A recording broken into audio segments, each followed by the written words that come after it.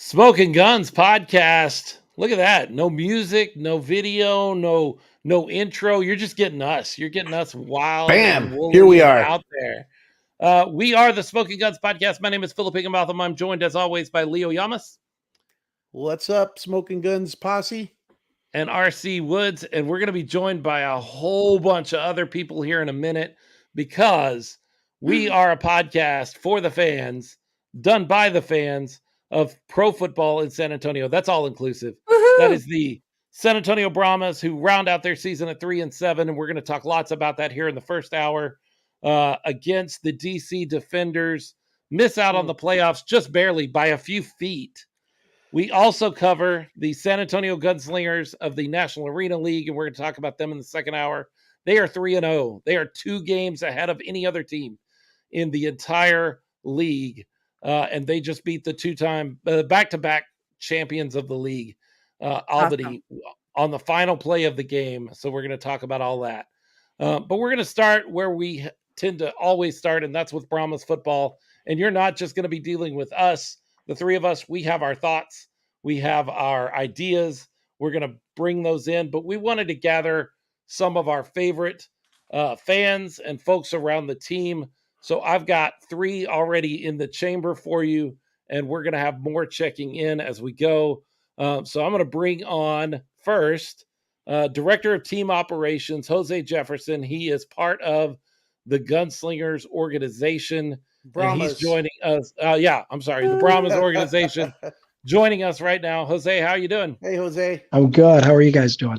Great. You said it's kind of quiet around Brahma land right now. Yeah, everybody's kind of checked out, and coaches have moved out. It's just me, and you can see Chris Miller, video coordinator. Hey, y'all. Very nice. Hey, and then Hello. I think Cortez Robinson's here and their crews, and we're just kind of cleaning out the hotel, and it's sad, but got to do what you got to do. So here's my question I want to bring everybody on with, so you guys that are waiting in the wings can start preparing your answer, but Jose has to do it live. What is the thing, the one thing that was your favorite moment of this season? Like, what moment is going to stick out to you as we get down the road? I think that opening game, with 24,000 people, and not that the rest of the crowds were great. You just didn't really expect that. I've been involved in football for a very long time, and to come out to be new and not really I didn't really know what to expect from a first crowd, especially with the league folding in 2020, and but that was phenomenal, and so for me it was a very good sign of things to come. So that was probably it, and it's been great ever since that. Great. We're going to bring on Robert Rankin. If you've been around the social media for the Brahmas or the XFL, you've run it. He is all over Facebook and social media. We're going to bring him in right now. Robert, he's going by Dirty Toro. He told us where that came from. He's Sir Dirty in some of the Vikings groups that he's a part of because he's a big Vikings fan. And we're not even going to hold that against him. I got all my Cowboy stuff up over me, and nobody holds that against me. So we're not going to hold his Vikings fandom against him. Robert, what about you? What is one thing about this season that you're going to remember? I guess like the first home victory, like it was so much fun, like at home to get that final, reward for all the effort. Like we went there and then we just won. It was exciting. And meeting everyone. I mean, there's multiple things I can go into, but like I said, the victory was amazing. Meeting people, the first meet and greet, and now where we're at now, it's just been an amazing season in general. Sure. Yeah. I have a question for Jose.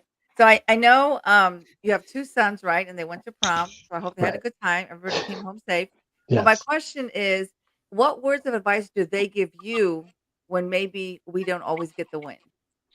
They know me.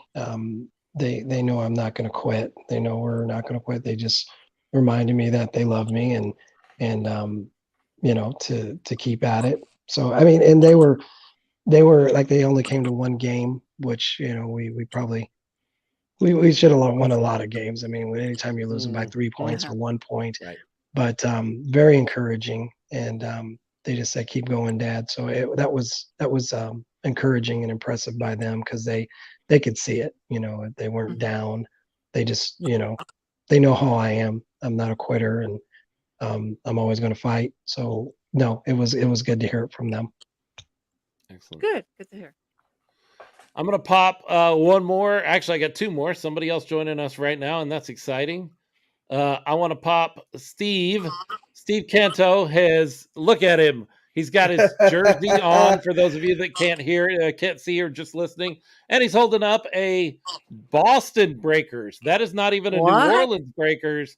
That is a Boston Breakers. For those of you not in the know, the Breakers played all over the place in the 80s, and one of their stops was in Boston in the USFL. Steve, what's one thing about this season that you're going to carry with you beyond this season? Steve, you're muted, by the way.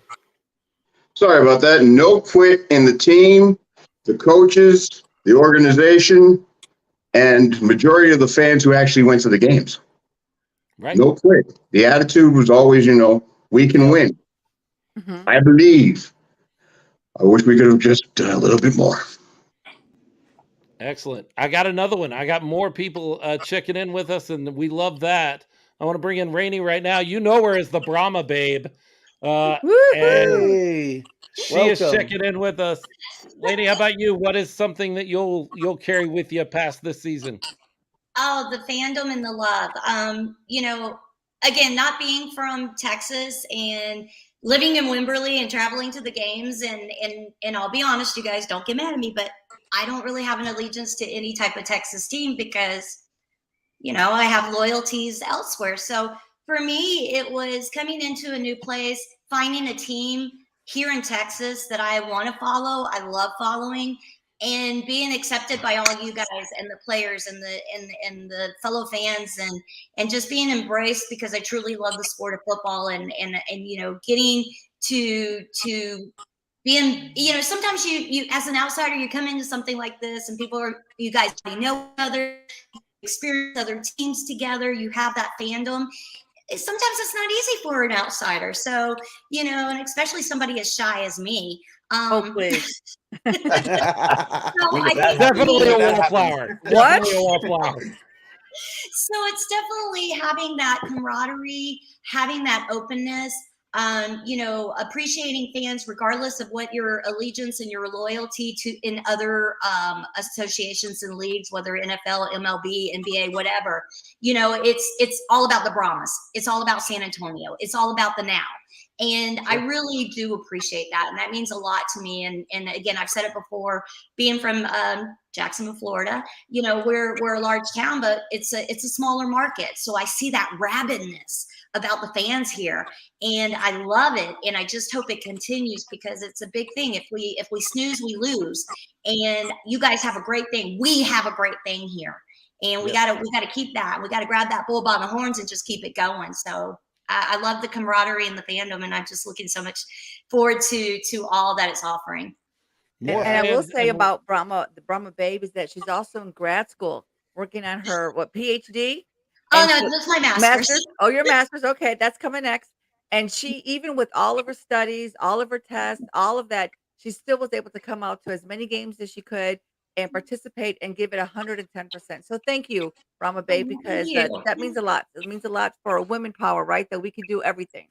Yeah. Yes, that's awesome. I've seen some comments from the Brahma babe where we've been doing shows and stuff, and she's like, I'm sneaking out from a class, or I've got to get back into class, but I just wanted to pop in. And yeah, that's pretty great. And I 100% agree with you about the rabid is a great word for this fan base. Yes. Very hungry for football here in San Antonio, and also a real sense of pride to represent that. It was really a point during the season to hear from visiting fans from the other markets, to hear from Dirty and Amanda from the Brahma, the Battlehawks live show, to come down here and just be blown away by the way we do things down here in our tailgating and our fan base. And there's more stories like that about visiting fans and all having positive things to say about the city and how welcome they felt, and the environment at the game. So yeah, definitely something for everyone, all of us, everyone that follows the Brahmas, follows the shows, and gets out to the games to be really proud about. I'm going to bring on some more folks real quick. Desiree, tell me, what will you carry beyond this season? What's your favorite moment from this season? You're muted, Desiree. You're muted, Desiree. My shirt. Yeah, I got my shirt. Oh, thanks, brother. I like your shirt. Nice shirt. Nice shirt. So there's so many amazing moments, throughout this season. But I gotta say, my all-time favorite is I made a shirt for a Renegade fan, and he actually got bashed because of his dress. I mean, he dressed up as a whole Gator. He had a whole get up and everything, showing pride for his team. And he just got negative reviews from his own fan base. And so my favorite moment was that moment when he was able to drop that t-shirt and put on a Brahmas shirt, and he became a season-long fan. So I see that there's just like a sense of community and really family here. I come from small town, and really football is all that we had. So I was in marching band, dance team, chasing our football team, and so whenever San Antonio announced that the Brahmas were coming, my boyfriend jumped all over it. He's like, babe, we need to support, we ever want to see big time, pro football come to San Antonio, we need to put our all into it. And so I was 100% in. Never did I expect that it would just explode the way that it did. I mean, the BWO just took off, just Brahmaholics. It is addicting. This season has just become so addicting for us, where we started off with 2 season tickets. We ended up with like 12, so that's awesome. we got to share this experience with other kids. And that's really what it is. I got to see Brahma Babe and a lot of y'all, just taking pictures, and the future generation, they just really look up to a lot of us as the big fans. They were just getting into it, just seeing our love and our joy for the sport as well. So I can only imagine some of these memories that these kids get to go home, and tell their parents, their siblings, and these are lifelong memories that they're going to hold on to. So this is something I'm grateful for. Yeah. Christopher Miller checking in on Facebook says, this is an awesome podcast. Hey, if you're watching, listening now or later, do us a favor and share this where there might be Brahmas fans or Gunslingers fans so that they can connect with us. We want everybody to be a part of all of these conversations, even though the season has wound down on the Brahmas. So share this out so that they can see it, whether you're watching it live or you're watching it later. Go ahead and share it out anywhere there might be fans. Some more fans I want to bring on all the way down in Florida. Brian and Nicole, they have their own podcast, The Reels and Heels. You need to go check that out. They do some movies, and they do some wrestling and all kinds of things that they're interested in. One of their interests is Brahmas football. What do you guys, what's your favorite part of the season? I bet I already know. But go ahead and tell us what your favorite part of this Brahmas season has been.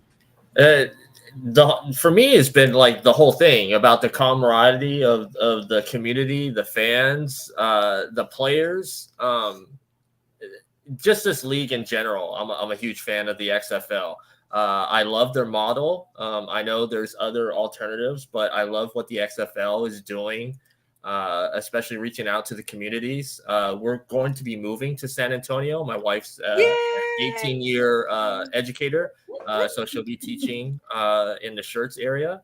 So we're excited. We've met so many people. Jorge, you guys. Brahma Babe, how you doing? Are you gonna let me talk? Or what? Yeah, I'm just saying. My experience, because your experience is probably going to be a little bit different. Go ahead. You cracked me up. And how we're together for as long as we have been. I don't know. I guess it's kind of the same thing, because I wasn't we did the whole football thing in high school, and I marched in the band, and there was all this, fun that went along with football in high school. But then, I got busy and moved on to other things, and it wasn't a thing. And NFL never appealed to me. It was just the games are too long, and it's well, it's because you're from Michigan. Like, I mean, they don't have a winning up. team there anyways. Detroit, yeah, the Lions. Come on. Well, you know, I could have been a Packers fan, but hold on. The best thing you have up there is the Wolverines. Yes. Once in a while. True. Sometimes, I mean, like, so in some cases, I guess I gave up on football, and then like I watched a couple games in the very first iteration, like back in the 90s.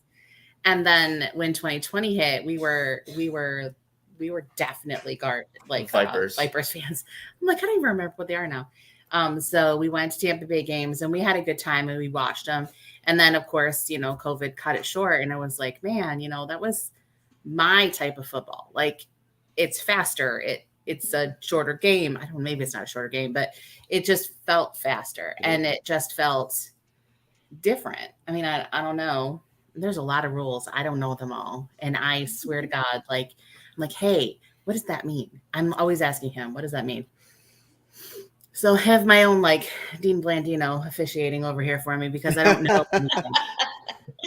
But I think it's just been like, I guess what makes it the best is the fact that it's opened this whole world to us, and it's given us an opportunity to meet people that hopefully will actually be our friends when we move. And it'll just be a lot more fun than, you know, when we moved to Florida and didn't know anybody and it sucked.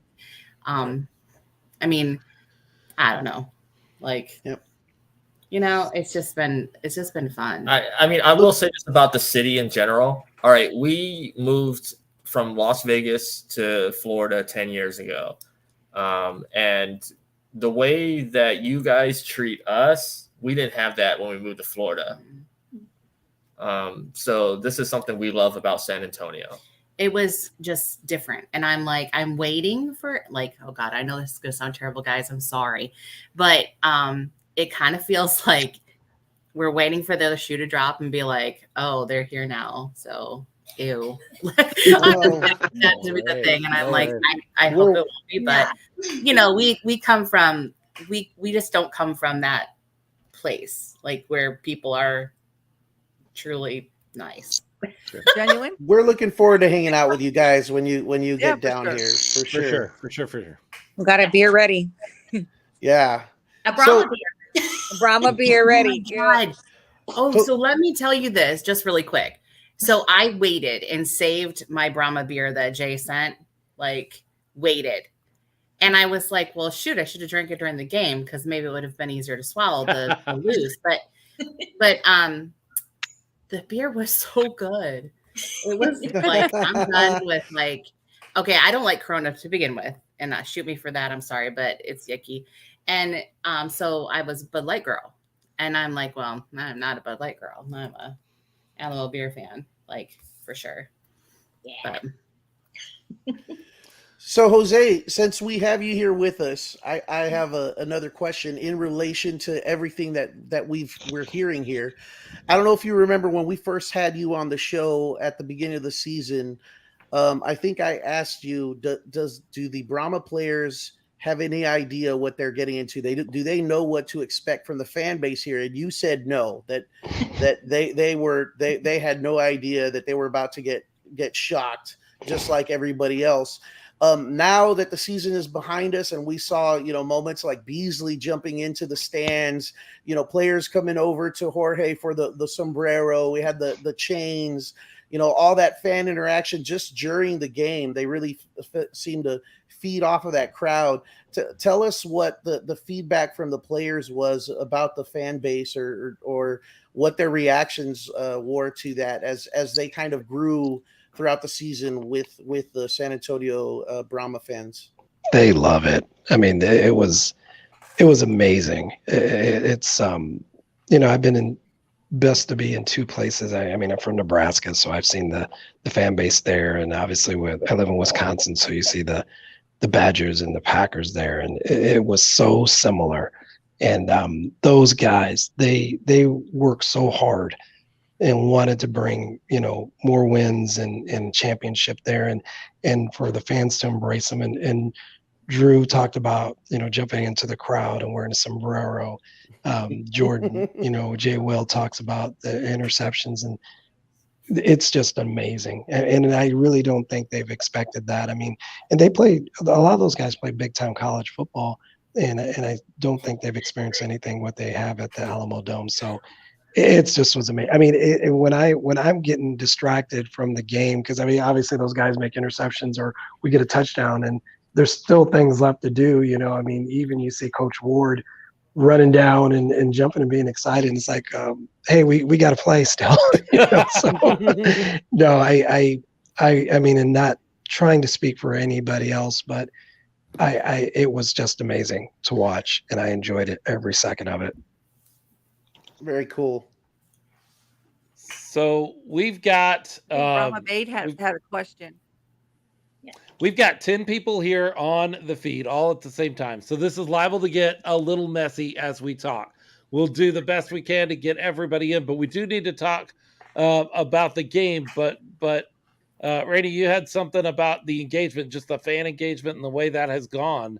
What sticks out to you about that? Yeah, I just wanted to let Jose know, I have a background in arena football. And I've told these guys about it before. I cheered in arena football. So I have a background in arena football as well too. So that years, right? I played for 5. I played for 5 years, and I coached for 15 in those. Oh, okay. So you just a little bit there, huh? I played with the Rattlers and then the Barnstormers.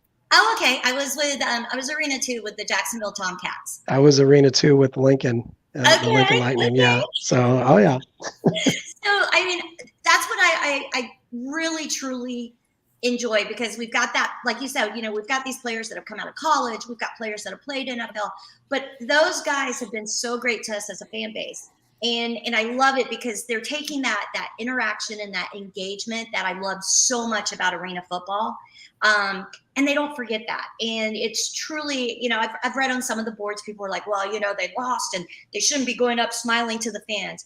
That is not the way we feel. And I think it shows character about our players and how much they know that we're there, and they reciprocate that love, if you will. And I really think that that's one thing about the XFL that I truly love. And I feel like we as an organization and the Brahmas as a team seem to be embracing that engagement. And I don't know how the other teams are doing it, but I really appreciate that from a fan base. And I really appreciate that as someone that's been involved in a different league in the past. Right. And I think that's going to be what almost separates us in a positive way if we continue that, because I really think that really helps us as a fan base. And I think it lets us know that the guys are, glad that we're there, and there's that mutual, love for one another. So I just wanted to let you know that that's something that I've noticed and I truly appreciate. No, I think it's I think you're exactly right. It's a DJ and Danny thing. I mean, they're very much into the fan activations, the interaction with the crowd, the player talking before the game. I mean, I've been involved, with all levels of football, and I've never seen players address a full stadium of people before the game and then after the game, doing activities in terms of taking the ball out, to do. I mean, you don't see those things, and I think that's a special touch with DJ and Danny to want to engage, and then even win or lose. I mean, yes, the ideal expansion league is that everybody wins their home games and it's a tiebreaker system, or everybody goes to the playoffs, and that that's in an ideal world. But that's why we create the competitions, we create the tiebreakers, so we can create the love of the fan base. I mean, as what we played St. Louis in the beginning of the year, and that was unfortunate with that loss. But trust me, nobody was happier than we were that they didn't make the playoffs.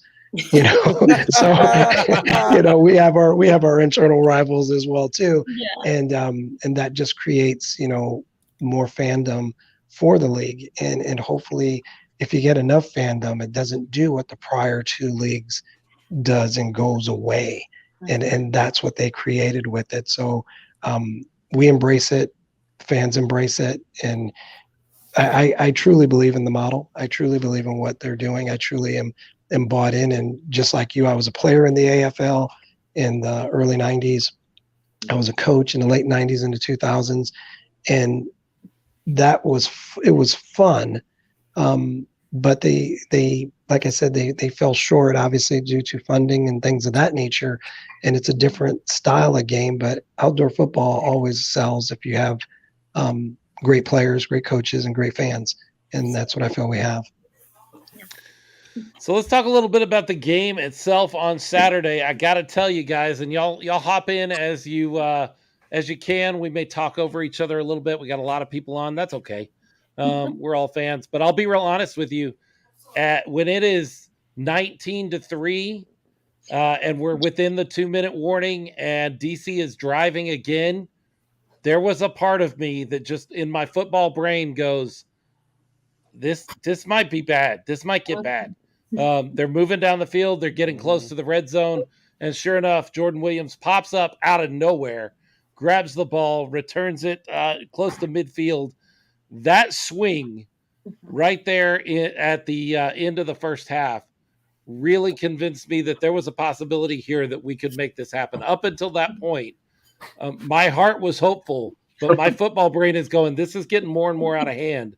And if they score here, we've got trouble. Anybody else kind of feel that swing was one of the more important moments of the entire season? Philip, I'm going to say this, Philip. I got one thing to say to you. You being a man of faith, no faith. I don't want to say it was no faith. My heart was there. I was like, even if they score here, even if we give them a field goal, that's 22-3. 22-3. That's still 3 possessions, and in a half of football, you get at least 3 possessions, and we just have to stop them. Like, I was still justifying it in my brain, but there was part of me that was going. It was you're never out until the final gun goes off. I'm just going to tell you guys something on the film study. If you watch it, I mean, obviously you guys don't have the access to that, but Jay Will was supposed to blitz on that play, and he came in, and the guard came free. It was just him and the guard, so he peeled off, and that's why he got the interception. Because he was supposed to blitz, and he backed out. And the post-game comments, right? And they threw it right back to him. But when we got the interception, I went to Coach Ward and I said, "We're going to get a 2-for-1 here." So I said, "Start thinking about 2-point plays." And he kind of looked at me and he goes, "Okay." And obviously we scored. We go for the 2, and then we come back out at half and we get 3. Obviously we wanted 6, but I do believe that was a game changer, and the locker room was amped. I mean, you could just feel the momentum shift, and obviously DC has had its issues with the post game fire, the 16 seconds with the game fight, and the late shots and all the rest of that stuff. But I will tell you this: after that, even that game, I was good team. Obviously you're 9-1 for a reason. But they were not as physical as those instances may have portrayed, because you can even hear those guys after the game, and it was nothing but respect. And talking to a few people that we know through Houston, they were glad we lost, and a few of their coaches saying nobody wants to play us.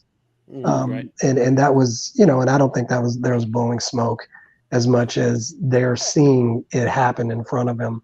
And DC even was, I mean, they were yapping early on. Obviously, you saw the score and whatnot, but in the fourth quarter, I mean, quiet as mice. You couldn't hear anything because they knew they were in a fight, So those things were, that's the part that's the most disappointing, because I thought in the last 3 weeks we probably played some of the best ball in the league. And the last 3 weeks, this Brahma team peaked. Exactly. And they were peaking at the right time, and just. Oh yeah, without a doubt, and that's what was disappointing. And Drew Lewis, who played here and obviously plays for Houston, his father's the director of player personnel. He was here today, and we were talking. And I told him, I said, "You guys didn't want to play us, did you?" And he just kind of smiled, and and I get it. But the best thing, and I could tell you this candidly, Coach Barlow sent Jimmy Johnson, our offensive coordinator, a video text yesterday, and it was probably the most complimentary thing I've ever seen a head coach do to a coordinator. And he was showing video of what we were doing on offense, and he was like, "Coach, you're killing me here. You found our weaknesses. You were exposing us. What are you doing over there?" He goes, "You dirty dog, you got us." And, he goes, "We're lucky to get out of there the way we did." But he goes, "Don't think that nobody is noticing what's going on there." So that was testament, enough between Drew's face when I said you guys didn't want to play us, and then Coach Barlow to do that. And I know it's probably a private moment with him and Coach Johnson, but it was merited saying because it spoke volumes of where we started to where we are now. Well, let's be very clear. If you're Houston and your options were playing Arlington in the playoffs or playing San Antonio in the playoffs, like Arlington's beatable. Arlington is a beatable team all the way around. The only X factor at Arlington is their quarterback, because Luis Perez can throw 5 touchdowns or he can throw 3 pick sixes. Yeah, he'll find you. He'll find you. He can do either. I still maintain the fan factor. Imagine the stadium. We would have packed that. Oh gosh. Yeah. Oh my God. I still maintain, like I speculated last week, had we won that game, I think there was a good chance that Wade Phillips throws Sunday's game to Arlington so he gets to play Arlington again. That was talk. I mean, that was definitely a point of contention. They they literally controlled their own destiny. I mean, win or lose. And I think all eyes were on our game. And after watching that game, I mean, let's be real. Would you want to play us? No.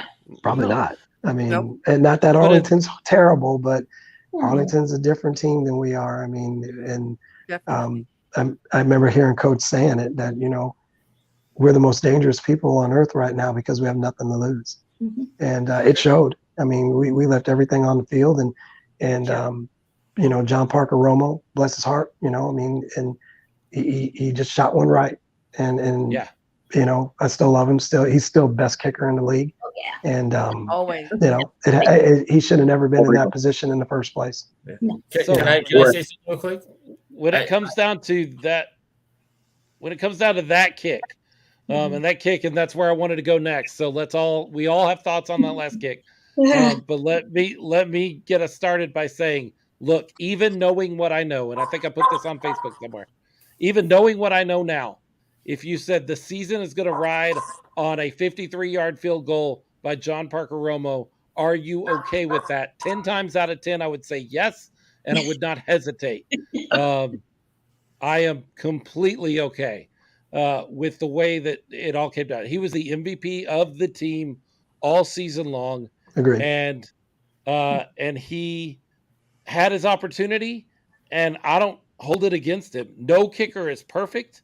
No. That's a big ask for anybody. 53 yards is a big – look, I can't kick a 5-yard field goal.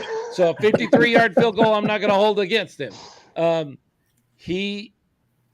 hold nothing against – that guy will be in the NFL. If they have any intelligence in the 32 teams up in the NFL, they need kickers up there. That guy's going to be one of those guys that we're not going to retain because he's going to be in the NFL if they have I think all our specialists will be gone. Brad Wing, JP Romo, and even Rex, Sanahara. Those guys, that battery, that unit is just amazing. The things they do with the football and Rex. I mean, Rex had an outstanding special teams tackle during that game. And like I said, they really focused on the special teams. But no, I agree with you. I mean, I'm taking JP Romo 7 days a week, twice on Sunday with that kick, and he just pushed it, and that happens, and he gave me a hug, and he was crying, and, I felt like crying too. But the whole point was, his good enough is good enough. And he just came short, and it's okay. I just didn't like losing that way. You almost want to get blown out, like you were saying, if they scored. Yeah. Just blow us out and get it done with. But Yeah. that's like it's a slow death. Yeah. There's about Good 7 thing. games the Brahmas played that they would not have been in without John Parker Romo. Agreed. So you can't blame, one last second 53-yard. Now John brought up an interesting point in the chat. He said, I think we should have run the ball on third down to get a few more yards. Romo has the leg, but why throw the ball and throw the deep bomb? I will agree that, and Jose, you're there on the sideline, so you know some of the thought process of why those last few plays played out the way they did instead of just grabbing the handful of yards you could have gotten and trying a closer kick. There were some debate on that, which obviously is hindsight, but they were crowding up, because they knew we could run the clock out. And when you got TJ Vasher on a guy who was probably about my height, and I'm 5'9", what they wanted to do is give him a shot, and he's already had pass interference on him already. So we're hoping for one of two things.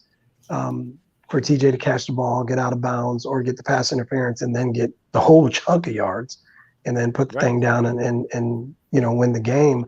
But, they brought the house, which Greg Williams does, and the throw wasn't where it needed to be.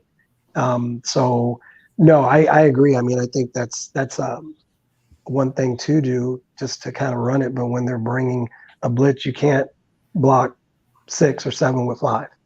And so you're going to run the ball. We're going to lose yards at that point in time.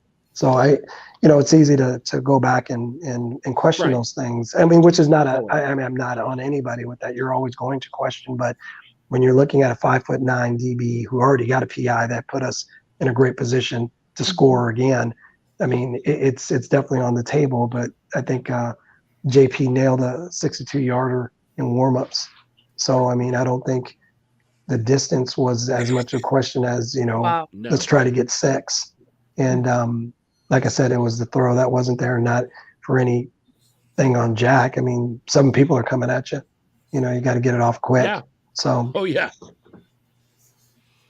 Other thoughts about that final kick or that final moment? I'll be honest, from where I was at the press box, I thought we had made it. I actually turned around and looked at the other guys in the press box, Frank, who works for the team, and I was like smiling because I thought we had it. Oh, I was going crazy. And my husband was next to me because we're in section 108. And I was going crazy. I'm like, yeah, me. And he's like, he didn't make it. He didn't make it. I was like, no, he did. He's like, no, he didn't make it. And my husband, we're all go crazy. Jorge, all of us, Purge Bowl, we're just, and he's like, he didn't make it, Renee. And I was like, no, I had no worries. Yeah. We were there celebrating too. We looked up and we was like, we didn't get it. What? It looked good. We were at. I was going to say, Barlow's not a new kid on the block. So calling that timeout kind of was a mind kind of move. The mess. He's icing him. Yeah, but because you saw that after they blew the whistle, I mean, the ball was in. Yeah. Yeah. Well, and that's part of the repertoire. And if you have the timeout, they don't give you points for keeping it. So you might as well try to use it and see if it makes the difference. And in this case, maybe it did. It's hard to say, it's hard to say a timeout made the difference, but it was well called. And look, Reggie Barlow is a good coach. He's a good football coach. I think it's telling that the 4 teams that are in the playoffs are 4 teams that had head coaches that had head coaching football experience going into this season. And the 4 teams that came up short are the 4 teams that have brand new head coaches that were doing this for the first time. And hey, I don't know if you guys have gotten a chance to go listen to his post-game press conference, but I asked Hines Ward over this last 10 games, what have you learned? And he said, patience. I've learned that success takes time. And just because we didn't get there right now doesn't mean that we're not still working there. We're headed that direction. I've learned that it's going to take some patience. I love that. That was a great answer. And it's tough. For a really great question. It was a great answer. It's a tough question. I hate to bring this up. I hate to bring this up, but now I know what it feels like to be a Buffalo Bills fan. Ouch. Jose, you were saying it's a tough You question. did not have to go there. It's tough. It's a tough question. I mean, Hines is, he's been very fortunate to everywhere he's been. He's won. Sure. And he's been with Steelers organization that's obviously been successful. 2 Super Bowls. He's been an MVP. So it's humbling, for him to struggle and the way we struggled. We outside of Vegas where we kind of really phoned that one in, but you look at the rest of the games, I think it's 9 points. If you add the totals up, that's in this league, it's a touchdown 3-point conversion. Right. So it's tough for him, and that's part of my role with him. Being a former head coach, talking about those things, and I'm a soundboard one time. I give advice sometimes. Which is like on some of the things I help with situations, but I when I took this position, I didn't know what kind of coach he would be, quite honestly. I mean, you don't know. And the more and more we talked, it was impressive because he knows the game, he knows what he wants. And I told him, I'm surprised you don't call your own plays. And that's not necessarily what he wants to do, but he understands it as a finger in everything that we do. And he's there. He's as close to being on the field there and with any of those coaches out there. It's the off the field stuff, which not that we had any issues there, but learning administration, learning delegation, learning those things. He's like me, man. We sleep about 4 hours a night, and just because we're busybodies and think a lot. And I think it eased his mind once you get a Jimmy Johnson in the box. He understands that I can help him on certain roles. He understands Will Lewis can help him. He understands he has a great support source. Chris Miller and Cortez Robinson, our training staff, and then he can jump into the football part, and it showed. You folks have to admit, we were playing a lot better ball, for probably week 6 on than the first 6 weeks, and that's because he truly got involved with it. And Hines Ward is not used to not being in the playoffs. No, this is a guy that playoffs was kind of that's not a goal. That's where we go. That's where we belong. Exactly. And that's kind of been his MO throughout his career. So this is a different kind of experience for him. I'm going to throw something here. This team was decimated with injuries. Oh, God. We just got destroyed injury-wise. We were a mash unit. For sure. You lose 2 starting offensive linemen in the first half of the first game. I'm like, what? Yeah, we were a mash unit. Players going down left and right. Jose, do you attribute that to just luck? Is that just the luck of the draw? Is there something that maybe the league as a whole, because we weren't the only ones dealing with injury? Football is 100% injury game. You're going to get injured if you play, regardless if it's 1% or 100%. You're going to get hurt. There's nobody like the teams right now, which is why they're doing the week in between the championship game, because they want people to get healed up and put the best product they can on the field. But I think some of it, we were pretty unscathed until that game, because we went through camp and there were a lot of people that had knee injuries, Achilles injuries, whatever, and we really didn't have anything. An ankle here, I think Sean Williams broke a hand, and that was it. Next thing you know, we get into the game, and here's knees, here's ankles, here's this, shoulders, and it was an onslaught of injuries. And credit Will Lewis, who was on the phone and on the computer, and I own an event, the College Gridiron Showcase, so we're getting players out of there, and my database. So you're right, it was we felt snake bitten for a certain part of the season, because right as we're getting going, bang, this guy goes down, and that's just football. To where you look at teams like St. Louis, who look what they did with us. Every conceivable scenario that could have played out for them to beat us happened. Right. And that's the opposite. And look at their games that they won, last minute field goals and this, that, and the other. And they got snake bitten at the end. It happens. It's just like life. We all suffer. We just take turns. And Circle of life. it is. It really, really is. But like I said, I thought we did a great job of holding our roster together and letting guys come back. Certain guys that got, Jack Cohn was one of them. He was not probably playing great ball, got injured. We brought a few guys in. He came back and got to admit, probably played his best ball the last 3-4 weeks. Yeah, when it comes to Jack Cohn, I thought he started out the season great. I thought he regressed up until that injury. And then when he came back off that injury, I think he came back better. Brian and Nicole, you guys had a question. What were you thinking? Well, my question is, I know you probably can't answer in full detail, but across the league, for the guys that don't get called up, are they automatically with the team still, or do they have to try out again? No, their contracts are all the way up until December, and the teams have the rights to retain them or not, but they're contracted with the XFL to December 31st, I think it is. Will they, Jose, have another training or tryout camp? So, the people outside, and again, if you're not able to answer some of this, but will that be open to have people come in and still, try out for these teams? They're probably going to have some showcases here starting in June.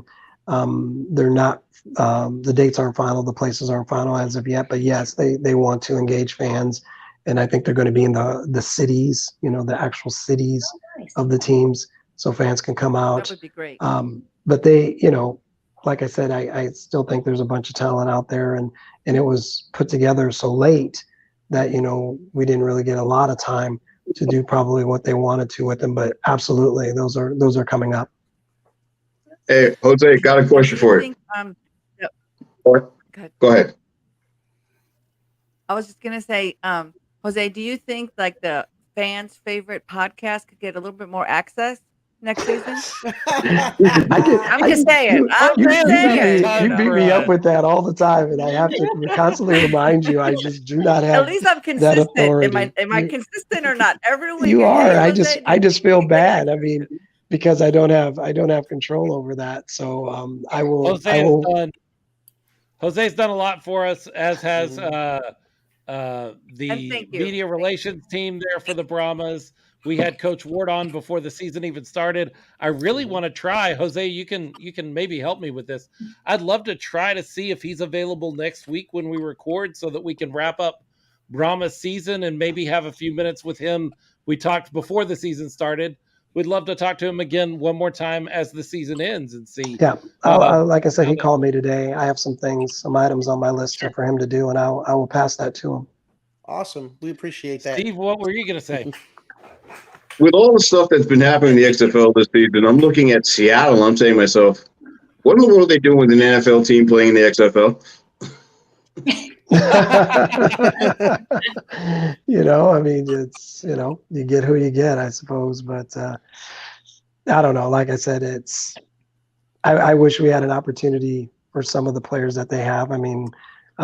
But we like the guys that we have. It's a league of opportunity, and I wouldn't trade my team for anybody. I just like the makeup. I like our culture, and we had guys that were hungry.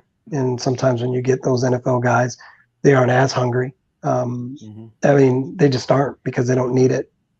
So I'd rather take a guy who embraces the opportunity, as opposed to just saying, well, it's something to do, or it's a very, very brief stop to the next level. So it is what it is, but I have to do this. I'm getting beckoned here, but okay. I will definitely come back on, and I will definitely get with Coach Ward, but I want to thank everybody for your support, and promise me we're going to come back bigger and better next year. It's going to be an amazing year. I'm excited for it, and we're not even 2 days out of it yet. So, but thank you all very much. Thank you, Jose. Forward. Thank you, Jose. You bet. You're blessed. Well, Well, we're going to start wrapping the Brahmas portion of our show because we've got a big game to get into when we talk Gunslingers football. But how excited are you? Like, I've never before in my life said, I'm not that excited about the NFL season. But frankly, like, I'm ready for February already. I'm ready for us because the margin was so thin on some of these losses that we took that could have been wins. 6 of our 7 losses could have easily been wins if a few things work out differently. How excited are the rest of you to get into season 2? We know what season 2 is coming at this point, which is a win in and of itself. But how excited are you to get into season 2 already? I'm so excited. I want to flip a golf cart like Russell Wilson. Okay. That's how excited I am. Dirty, can I go with you and do that? That's the way to go. I want to do that with the Dirty Toro. Yeah, Robert. Give me a call, buddy. I'll be there. That sounds like fun. Flip it. I'm so excited. I'm already working with somebody to design an outfit that I don't have to use duct tape every week to keep together. Hey, that's a win. That's a win right there. I'm determined to order some wrestling boots. We're going on BW out. Like BW all the way. Nice. I'm going to be getting with a buddy of mine. I'm going to give him my buddy Bull from the BDC, and we're going to try to work on getting a brand new Brahmas championship belt. Ooh. Nice. So, because one of the things that was said before the game, because Devontae Scott came over to us, number 45, came over directly to us, saw the belt and says, if we get a turnover, we want to take the belt. And I'm like, we watched you to do this. We waited twice. Neither one of them showed up because they all went to the other end of the field. Right. Both times they went to the other end of the field. Hey, we've already had some people in our chat check in, Desiree, and say, I got to get me some BWO gear. How do they find you to do that? Because that's your thing. Yeah, so search our Facebook page, y'all. We're under Brahmaholics World Order. If you do go BWO, you'll find us there. And send a request. We'll go ahead. We'll accept it in. We got BWO shirts, jerseys, baseball tops, you name it, y'all. Tank tops. We'll get you all BWO'd out. And we actually have some new designs that are going to be pumped out for this upcoming season. So we are excited. We got the B Generation X coming. So yeah. All right.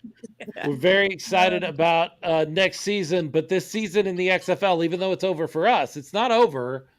So let's go around the room real quick and say you got 4 teams left to choose from. Who's going to hoist the inaugural trophy on May 13th? Of the 4 teams you got left, who are you hoping to see win? Washington, so we can say we got beat by the best. DC, so you can say the best team beat us. Yeah, that's my boyfriend said DC, so we can say the best. I'm still cheering for the Brahmas. When you said I'm not hoping for any of them. We'll be cheering the tailgate, right? Yeah.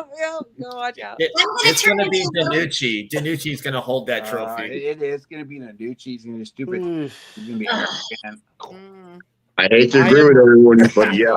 I'm going to be a homer, and I'm just going to go, and I'm going to go for the Roughnecks just because. Yes. I just have to be that homer right now, y'all. Yeah. The Roughnecks are my hope. I hope the Texas team, y'all. We have to go for the Texas team. I'm still a little sour. Y'all. I like that. Y'all. No, I'd like to see the Roughnecks take it.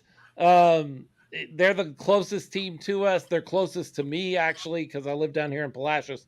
But they, I don't know. It's Houston. It's Texas. I'd love to see DC beat Seattle and take Danucci out. I'm not a fan of Seattle or what they do. And then wasn't it you that said it's hard to beat a team 3 times? It is. But it really is. Don't say the A word. Hello. And they are watching. after the game last night, in Seattle and Vegas game, Coach Haslett did come up with one good point. DC did beat Seattle twice. The total combined points, though, 5. They won both games by a total of 5 points. That's a tough matchup for sure. Yes, We're and gonna with the way wrap that Seattle throws the football around, if they get our game tape against DC, Danucci is going to probably pick them apart. Yeah. It's going to but I'm end gonna in a tell you shootout. right now. Some point, Danucci's turnovers catch up with him. At some point, it happens. You can't turn the ball over like he does and not have it catch up with you.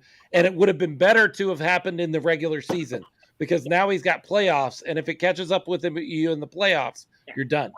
We're gonna start transitioning toward Gunslingers talk. So we're gonna say adios to so many of our Brahmas fans.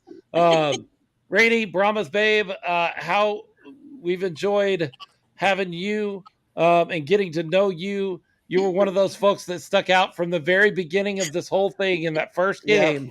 It was like there is a character, there is somebody, and I'll be honest, I had a idea of who you were in my mind based on your outfit that you had put together. And now that I've gotten to know you through social media a little bit, I'm like, oh, that's not really who she is at all. She is having fun with the Brahma stuff, and she is this other person outside of that. So we love that. We've enjoyed getting to know you, and we're excited for season 2. Thank you, and I appreciate you guys too so much. Really, really do. Oh, Thanks I for cut her off. joining I didn't us. mean to do that. Oops. Desiree, way to go, Philip. Desiree, your BWO line. They can find you on Facebook. Is that right? Yes, Facebook, BWO. And you can find us at the Gunslingers games, y'all. We got our season tickets. Nice. Woo, nice. We'll be there. Excellent. Well, we're fixing to talk about some Gunslingers football, so stay tuned and listen. We're going to have Coach Fred Shaw jumping on here shortly Sure, to spend some time with us. Thanks so much, for joining Desiree. us. And spread the word. Brian and Nicole, down there in Florida, when do you guys actually make your way up here? Probably the second week in July. Second week of July. Excellent. Excellent. We'll Well, we take in a Gunslingers game. We'll be right in the middle of, right at the end of Gunslinger season. So find a way to come out to a Gunslingers game, and we get to meet you in person and hang out with you. Oh yeah. Well, me and Leo already have a ton of plans. So Excellent. Excellent. Brian and Nicole, and tell everybody what Reels and Heels is and how they can connect with you there real quick. Well, Reels and Heels. We talk about movies, TV, pro wrestling, comics, everything good, pop culture. We have creators come on, wrestlers, all that stuff. And we just have a good time. And you can find us on, usually we're live every Saturday, but we're kind of taking it easy with the move and all that. Yeah. Sure. It's facebook.com/Reels and Heels official. Gotcha. I was going to say, Go check them out. right, I don't know. Go check And them out and be a part of that. And I do want to find out more about that panel. My husband is kind of interested in that. He's a really big superhero fan. I don't know if that counts or not, but just what does he have to do and stuff like that. But you can contact me off there. Yeah. There you go. Talk to you about it. All right, Brian and Nicole, thanks for joining us. We appreciate you.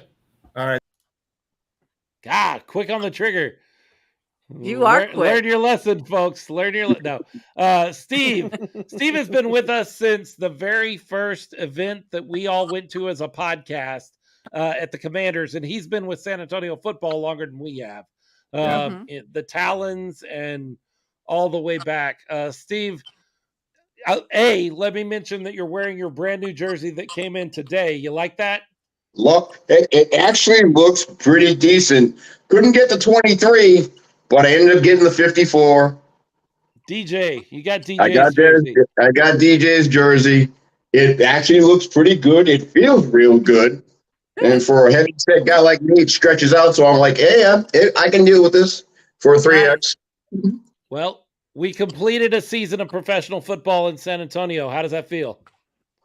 It feels good. It feels real good. It feels too sweet. Too sweet. Right. Steve, I'm going to let you go, but I'm going to try not to cut you off. Thanks for coming and joining us. I'll take care of it. You guys have a great one. Later, Steve-O. Thanks, all. And then finally, the first guy that joined on with us, Robert Rankin. Dirty Toro, enjoyed having you on, sir. We got to have you on again. You're already wearing your Gunslingers gear, and I love that. Yes. So we will definitely see you out at Gunslingers games coming up real shortly in May, at the end of May. Yeah, no, definitely. Thanks for everything. Love you guys. It's good getting to know you better. Support local. That's my big thing, because if not, nothing's going to change. But love you guys. Have a good show. And Robert, thank you so much. Thanks, Robert. We'll see you soon. And then we're going to bring somebody on. So we're going to transition into Gunslingers talk. Like, that's where we're going next. But the person we're going to bring on has been another one of those folks like Steve-O. They've been with us since the Commanders days. They are not just a friend of the show, a super friend of the show. They have supported the show financially with dollars before, which is a whole different level of buying into what we do. Mo is joining us. She's wearing her own San Antonio Brahmas jersey. Woo! I love it. I'm going to unmute you here. Looking good there, girl. You're on mute right now, but what do you think? How did what did you think of the season as a whole? It was pretty awesome. I loved it.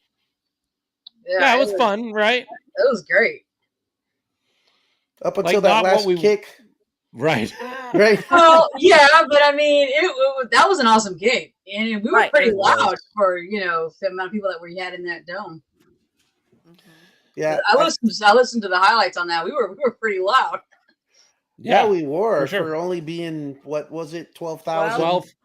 12,000. Yes, the fans show up. That is true. Are you going to go out to the championship game? Oh, yeah. Definitely. Okay. Yeah, I already got my tickets for that. Excellent. And are you a Gunslingers season ticket holder this year? I am. Mm-hmm. That's what I figured. Yep. And you've been keeping up with that, keeping track of that? I have, yeah, and I loved that. Yeah, I was watching that the replay on that as well too on YouTube, trying to get caught up again on this last game that they had. And man, I like that knockdown by Cody, getting that fumble. That was pretty awesome. Yeah, it seemed like there was so many parallels between those two games. I know. Philip and RC and I, we're sitting at Alamo Beer watching at the live party, and towards the end of that game, I mean, we were just kind of recognizing these parallels, and then the Gunslingers having the ball on offense down on that last drive and trying to run the clock to leave leave Albany with as little time as possible for to try and answer if we score. So much so that we ended up with no time on the clock. Yeah, when we scored, but it was just the Gunslingers were able to execute there on the end, and it was awesome. The crowd went wild there at Alamo Beer. It was a fun experience. Oh yeah, 3-0. All right. 3-0, and I mentioned this earlier in the show.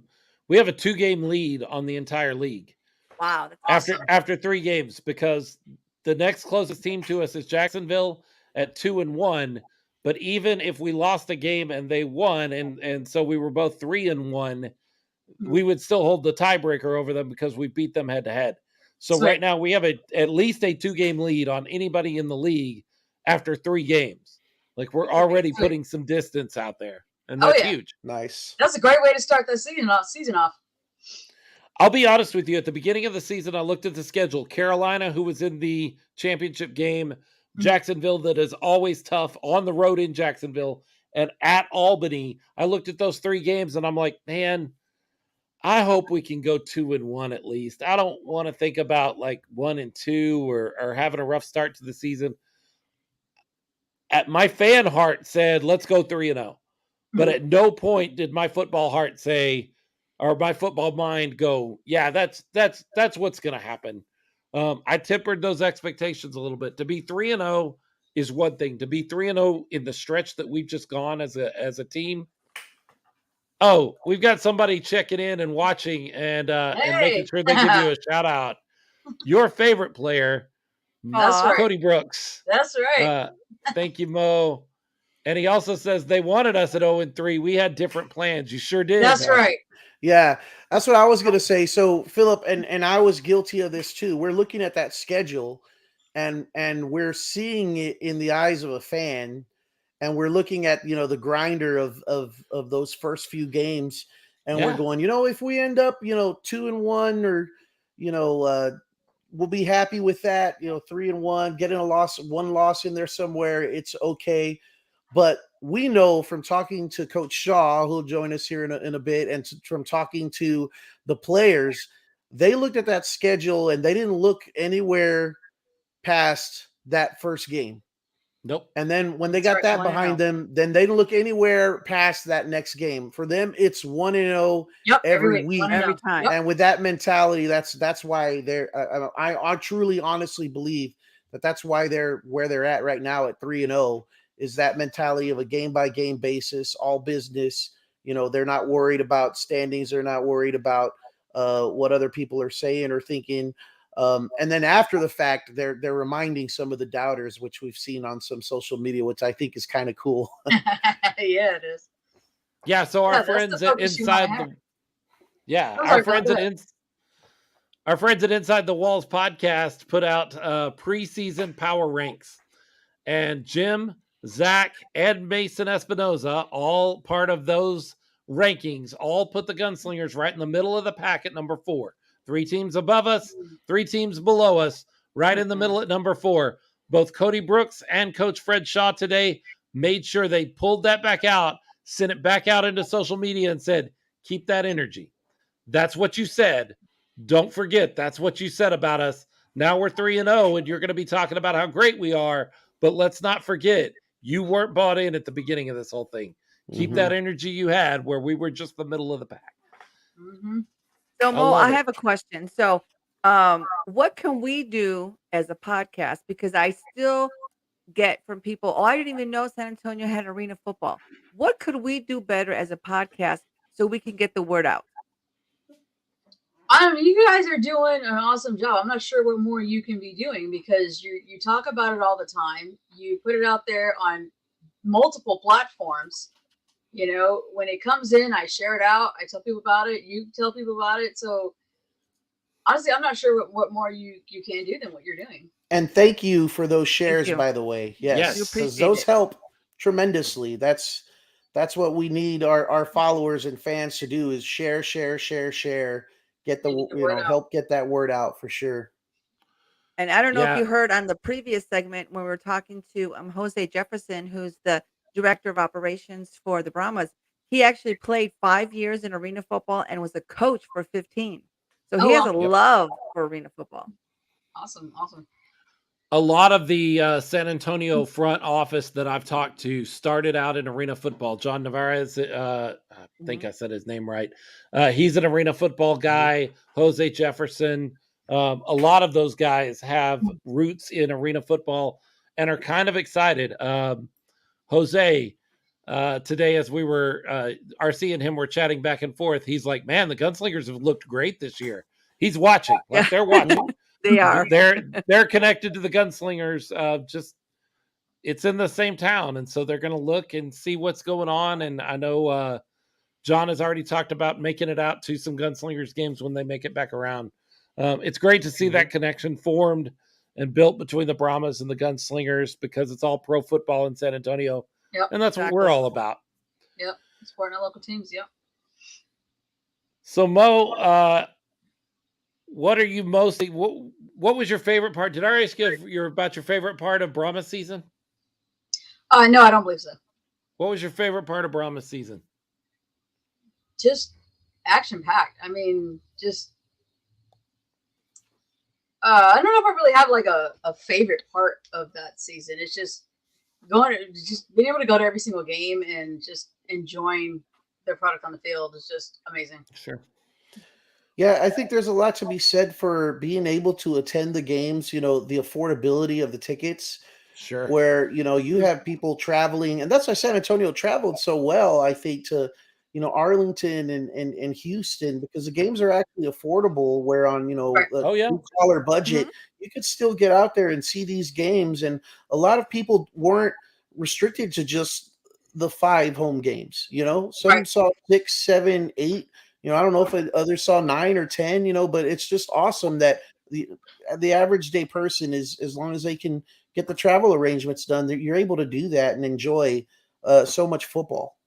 And even though it's on TV and different media platforms, it's a different world to actually be there and feel involved in the game by, being as loud as you can for that defense and just, helping them, with distraction. I was at 7 XFL games this season. I did 7. I did 4 of our games, the Brahma games. I went to 4 home games for the Brahmas. And then I went to 3 Houston Roughnecks game. One of those, of course, one of those 3 was when San Antonio went. So I went to 5 Brahma games, one of them on the road. And then I did 3 Houston games. One of those games is the same game. So I did 7. Because it was affordable. Because, once you figure out the parking, which I figured out a hack on the parking over in Houston. Once you figure out the parking, you can go to the game for $30. Yeah. I'll do that. Yeah. Heck yeah. And he went to 2 games in one day. You're like a 2 in one day. Fan. Oh, I know. It's a lot of fun. 2 different cities. I just don't. I would have been exhausted. If I had a hat, I'd tip it off to you. Alex asks if I'm going to the game on May 13th. That is so very up in the air right now. And for no other reason than I am the only parent at home right now. My wife is in another state dealing with her mom, and we're not sure what her travel is going to be like and whether she'll be back by then. If she's back by then, I can consider it. If she's not, I think I'll have to be home and be dad and watch it on TV. But that's the only thing that would change that for me. So I may be out there for the 13th. I may not be. We'll just have to see how it works out. So let's talk Gunslingers football. Let's talk about a 3-0 team, but let's really talk about this game against Albany. And there are 2 moments in this game, and both of them are in the very end of the game, that people have already blown up social media around the National Arena League for. Bo, do you want to stick around with us and talk Gunslingers, or you got other stuff to do? We don't want to hold you back if you're needing to jet. No, you're not holding me up, but I will be back in just a few minutes. Okay. So let's talk about the end of this game as the Gunslingers drive down the field. Leo, there was a point near the end of the game on that final drive where we were flagged for an unsportsmanlike conduct penalty. Mm-hmm. And the announcers on the Albany feed, which I'm not knocking them. It's really hard as announcers to understand what's going on in the middle of the game. We know. We've done it. And we have a connection with Ralph Judkins, who does the games now. It's not easy to get information in the booth. So they're doing their best. But they said it should be second down, not first down. What's important about that play, what you need to understand, she went and got her Cody Brooks jersey. Yeah. There you go. We had a wardrobe change there. That's exactly. What is important to understand about that flag and about officiating, and if you pay attention to football, you know this. If a foul occurs after the play is over, the official will always raise a clenched fist and say, after the play, we have this penalty on this player for these yards. And what is very important as you go back and watch that particular moment, it is a penalty that was called in the play, not after the play, which means it's a 10-yard penalty, but you replay the down. So it should have been first down. The other thing I will say about this quote unquote controversy about this, there should have been second down, not first down. That particular series of events or series of plays ended with a 3rd and 20 play that Arvell Nelson hit Philip Barnett over the middle and got 21 yards. If it had been second down instead of first down, it would have been 4th and 20. It would not have made any difference. They would have gone for it.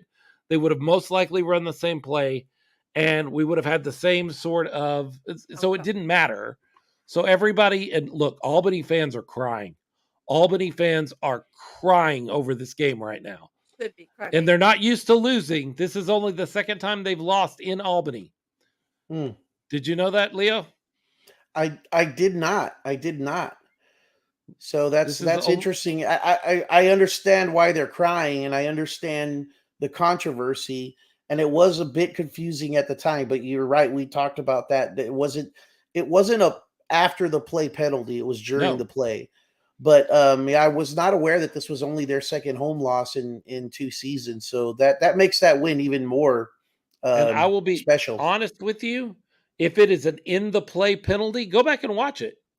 If it's an in the play, oh, Ralph Judkins just corrected me and said it's the third time. They lost twice to Carolina and once to us. So Carolina, we are the second team to beat them. That's how he worded that, because he wrote the article I was getting that information from.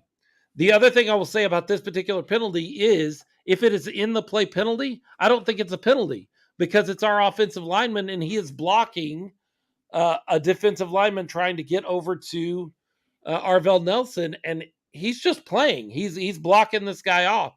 So even that penalty, I feel like is kind of irrelevant.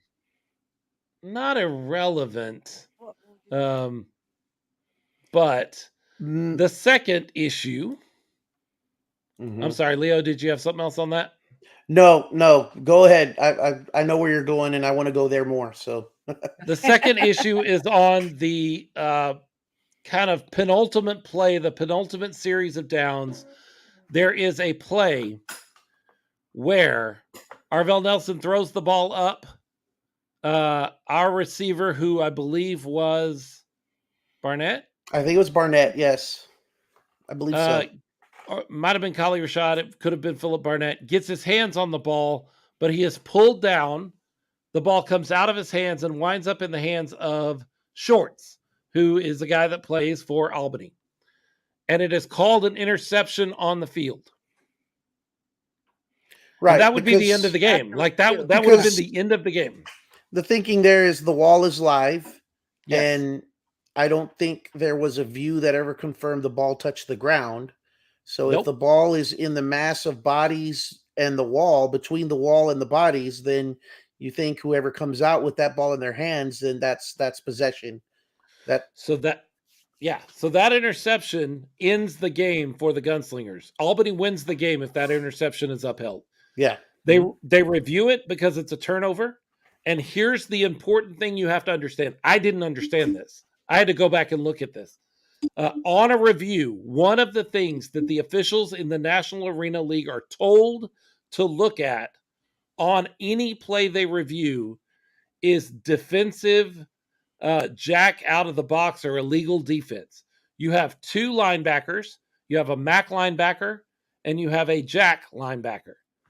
The MAC linebacker can be anywhere within 3 yards of the line of scrimmage, side to side. He can play that entire area until the ball is thrown. The jack linebacker has a box he has to stay in. It is the tackle box. And we'll bring Coach Shaw on here in a second, but I want to finish my point, and then we're going to bring Coach Shaw in, and he can tell me I'm right or wrong on this. Shorts was outside of the box. And while that's not what we were reviewing, they are by rule told to check that on any review. So while the interception would have been upheld had it not been a jack out of the box penalty, there was jack out of the box. And look, Shorts is on social media right now going, if I was, I barely was. Well, you were. Because they called it, and there's video of it, and you can go back and see it. You were out of the box. And because of that, that is an illegal defense penalty. We get the opportunity to have a couple more shots at the end zone. And on the final play of the game, Arvell Nelson hits Kali Rashad, and he waves goodbye to the Albany crowd. And we score a 55-53 victory. I'm going to bring in Coach Shaw right now, and he's going to talk with us a little bit. Coach, how did this one feel?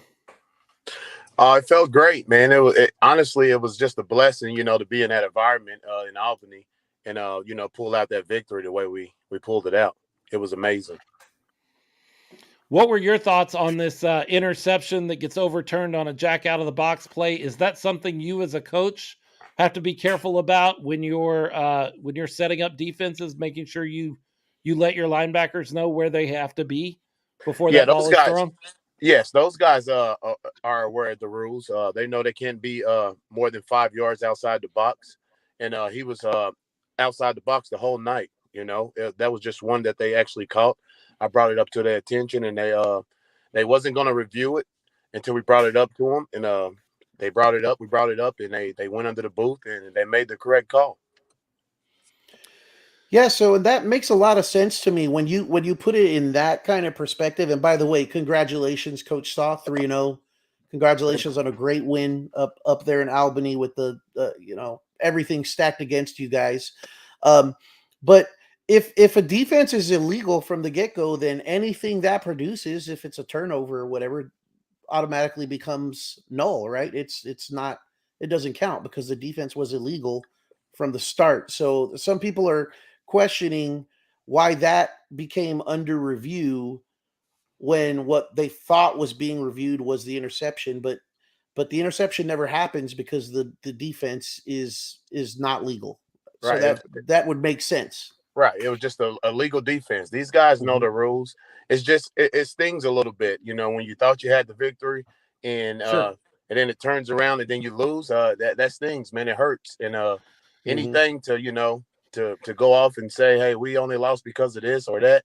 That's what these guys are doing right now. And Sure. at the end of the day, you guys got to come out and play 4 quarters. And my guys done that, and we got the victory.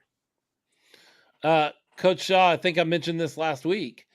You know that you can win games by like double digits, even like you can stack up. You don't have to just by one. It doesn't have to be 1 or 2 points. You know that, right? Right.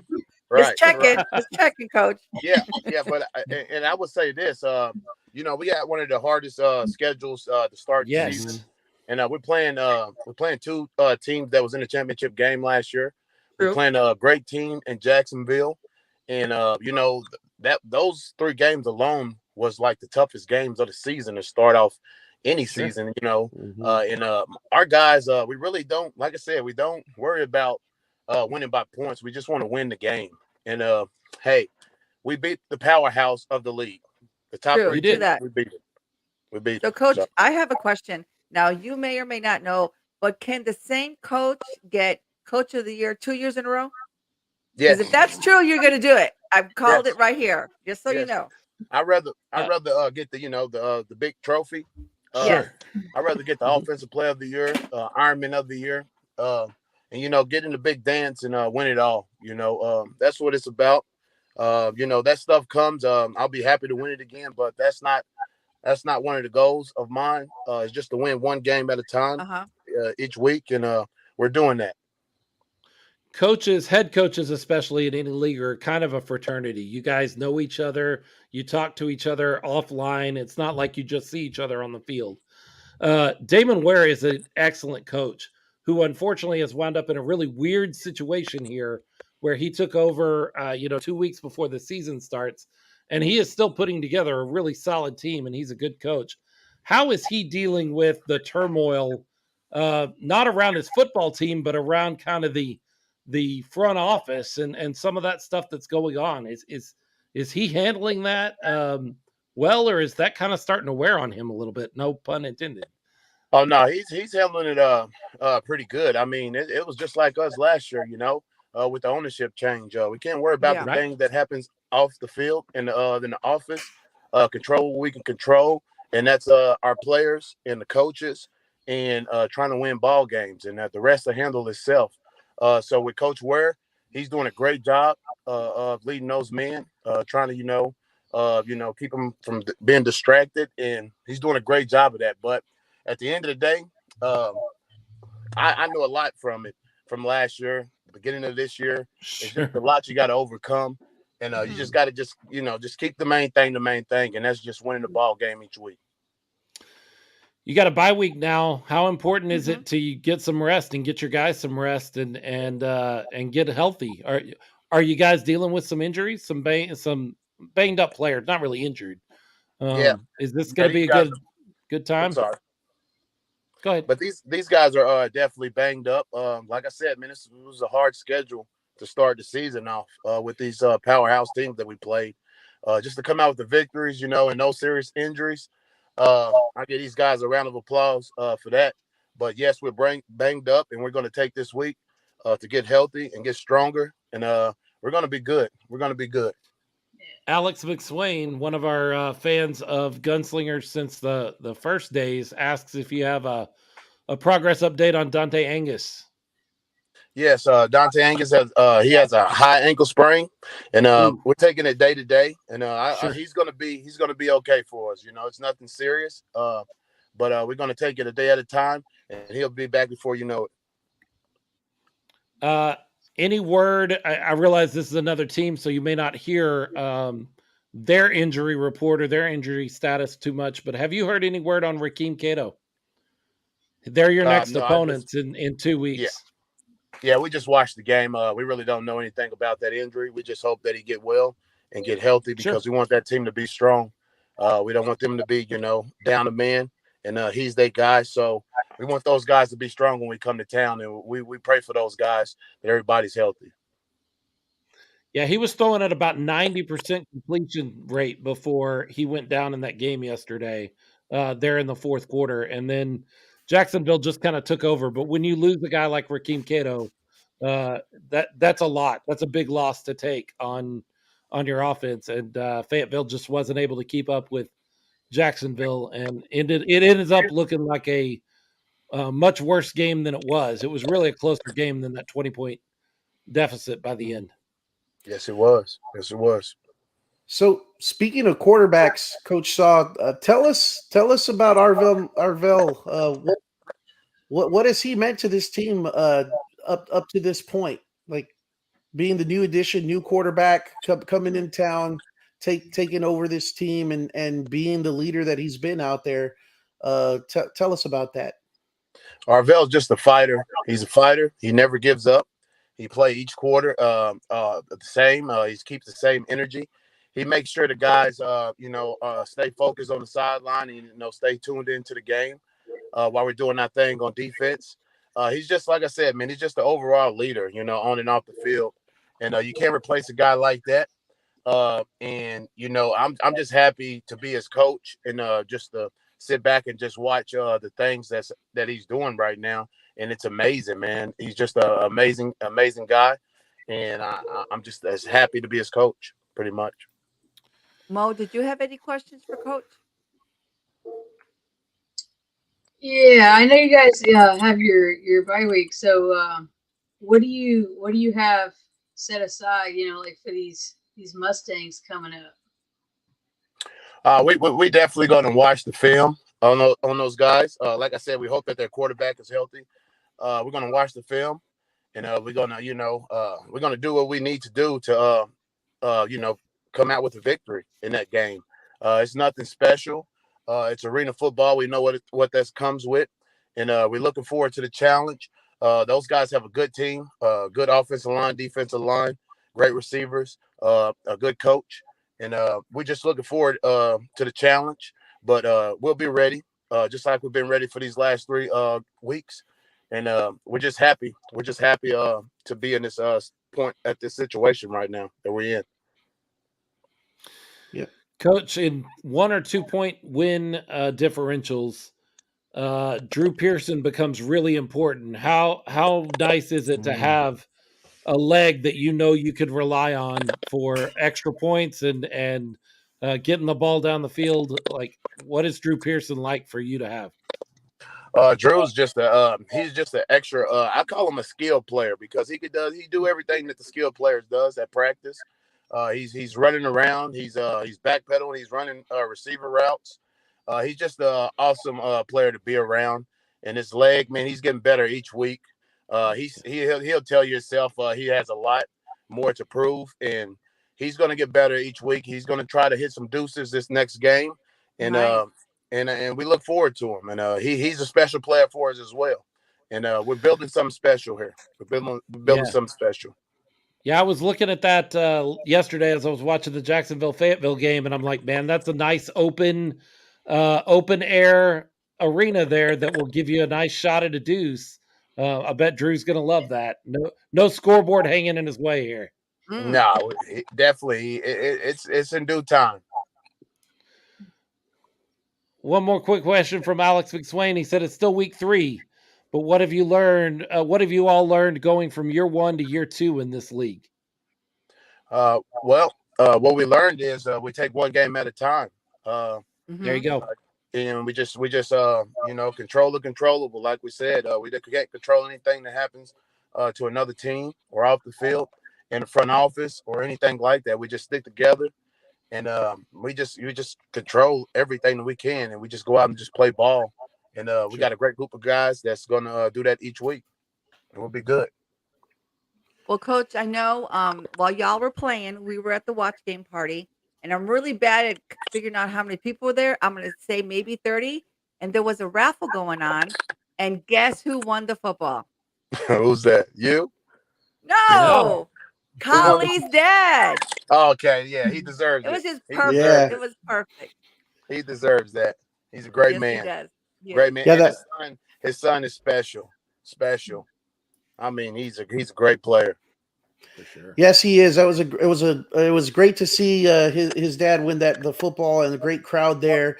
And there was some concern for Kali at one point during the game. They talked a little bit about it, the announcers, although we didn't see it. They didn't show replay, but they mentioned something about something pretty gruesome to one of his fingers. Yeah. He came back and still, was part of that Played winning perfect. play for us. So I figure, Kali with 9 fingers is better than other receivers. Even if you give him 12 fingers, I still take Kali with 9.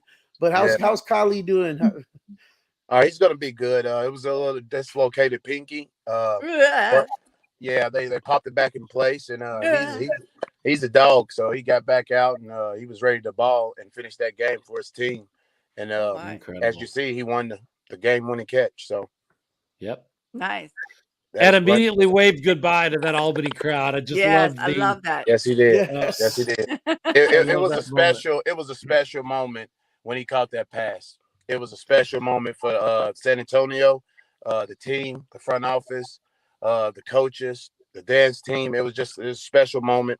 But it's not going to stop. It's not going to stop. We're going to continue to do this each week. Every game that's in front of us, we're going to knock them out our way, and we're going to be there at the end of it. Well, Coach, I got to tell you, leaving, it was very obvious to us as we watched there at the watch party that you were making sure on that final drive that you ate up as much or all of the clock. You did not want to give the Empire an opportunity with the ball to do anything. And I thought it was masterful the way you were patient. You let things develop. You used up all of the time.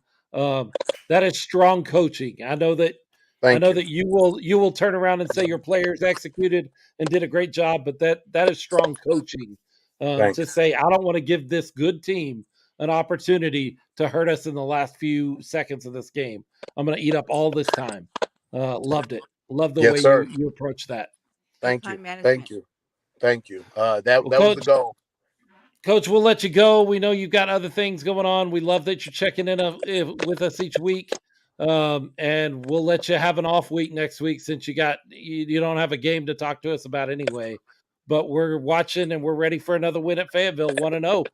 Thank you, guys. I'm here for you anytime. I'm here for you. Just let me know. Thank you. Thanks for joining Thanks us, so much, Coach. Coach. Thank you, guys. Thank you, guys.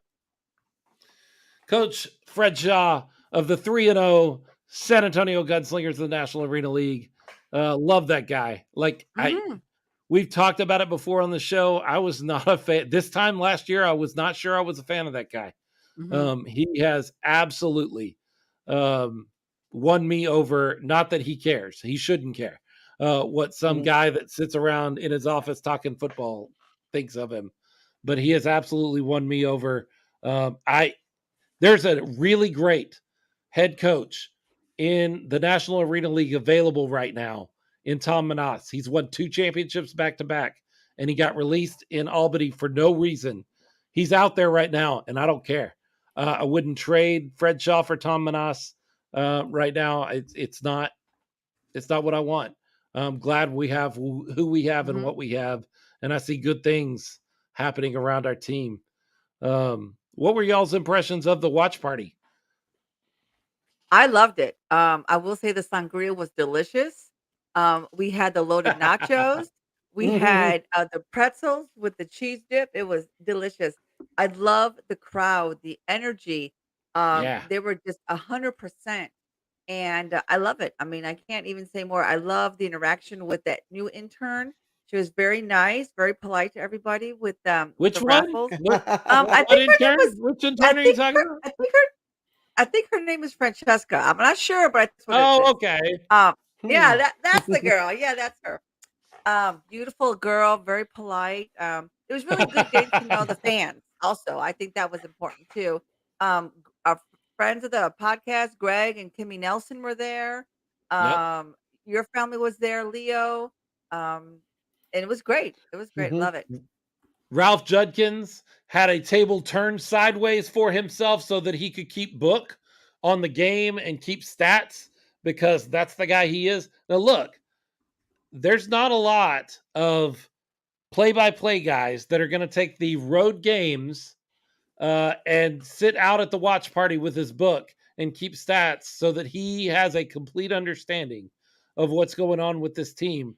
That's what Ralph is doing for you so that when these games get back here to San Antonio and Ralph's calling him again, he has a clear picture of what's going on.